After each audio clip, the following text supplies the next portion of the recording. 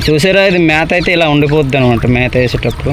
Hi friends, చెరువులో బంకనాచును అయితే తీస్తున్నామండి. Video అయితే పూర్తిగా చూడండి. ఈ నాచు వచ్చేసి బంకనాచు ఏర్పడిందండి. ఇది వచ్చేసి పేన్లకి తాడులకి కట్టేసిన పగ్గం తాడు ఉంటుంది కదండి, ఆ పగ్గం తాడుకి అయితే ఈ నాచు అనేది ఏర్పడింది. అదైతే ఇప్పుడు మేము తీస్తున్నాము. మేత కొట్టేటప్పుడు ఆ నాచు పైన ఉండిపోతుంది మేత, మళ్ళీ రొయ్యకి తినే అవకాశం ఉండదు కదా, అందుకే ఆ నాచు తీసేయడానికి అయితే వెళ్తున్నాము ఇప్పుడు. ఇలా తాడులో అయితే నాచు ఉంటుంది అనమాట, నాచు తీసేయాలి.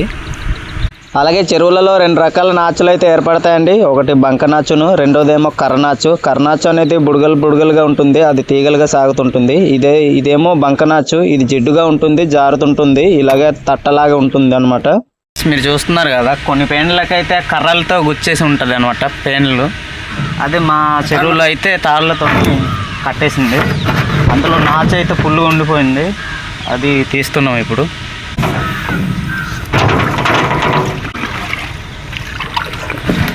ఓకే ఓకే ఓకే వచ్చేసి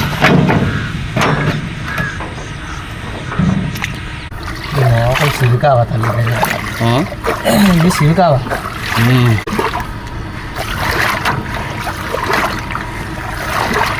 ఎదర ఎక్కువ ఉన్నట్టుంది పెయిన్ అవతల.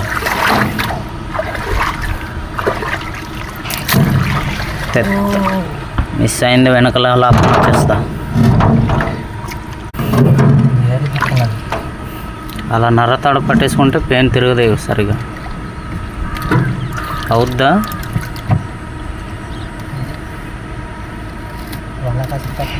జాగ్రత్త వేలు తెగిపోతాయి. గట్టులో నాచుంటే దిగేసి అయితే తీయొచ్చండి.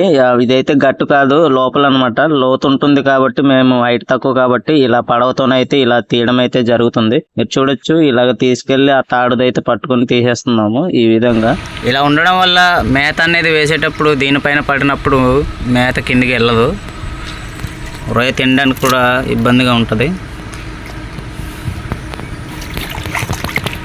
అండ్ రొయ్య కూడా తినేస్తుంది ఇలాంటి నాచుని.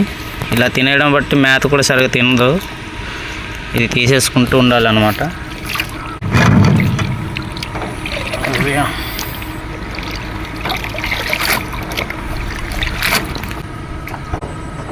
అసలు ఈ నాచు ఎక్కడ దొరుకుతుంది దీనికి? చెరువు కంపు, నిలకడ నీరు వల్ల కదా, నిలకడ నీళ్ళు ఉంటాయి కదా.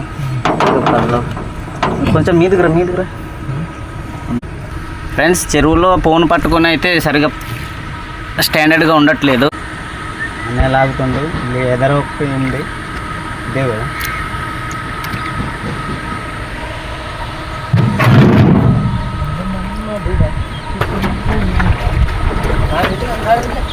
అదేనా పట్టుకున్నా.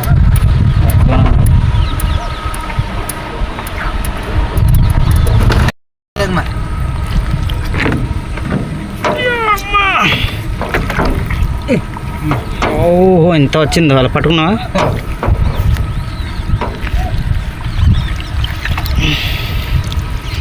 చూసారా, ఇది మేత అయితే ఇలా ఉండిపోద్ది అనమాట మేత వేసేటప్పుడు. ఇది తీసేసుకుంటే కింద పడిపోద్ది, రొయ్యలకైతే తినడానికి అవకాశం అవుతుంది. తాడులాగా చీరలాగా ఉంది, చీరలాగా వచ్చేస్తుంది.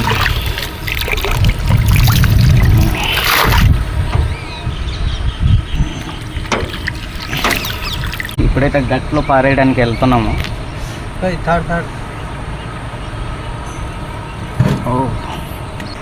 అలాగే ఈ నాచు పడేసేటప్పుడు నీళ్ళకి దూరంగా అయితే పడేయాలండి. నీళ్ళ దగ్గర ఉంటే ఇంకా మళ్ళీ బతికేస్తుంటుంది ఈ నాచు అనేది. కొంచెం ఉన్నా కానీ అదే ఎక్కువ అయిపోతుంటుంది ఈ నాచు అనేది. హలో ఫ్రెండ్స్, మొత్తం అయితే పేన్ల తాడులో ఉండే నాచునైతే మొత్తం తీసేసాము. తీసేసి ఇప్పుడు రూమ్కి వెళ్ళిపోతున్నాం.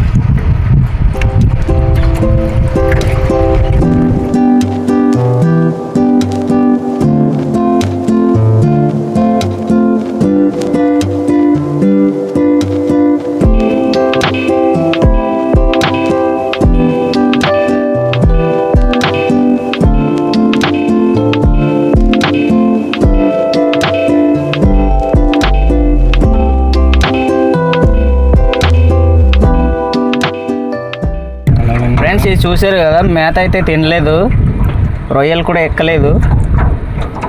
సో ఈ మేత మొత్తం కాలైతే మేత అనేది పెంచడం అన్నది జరుగుతుంది. అలాగే మేత దించేటప్పుడు అయితే మెల్లగా దించాలి. మేత వేసాక నెట్లో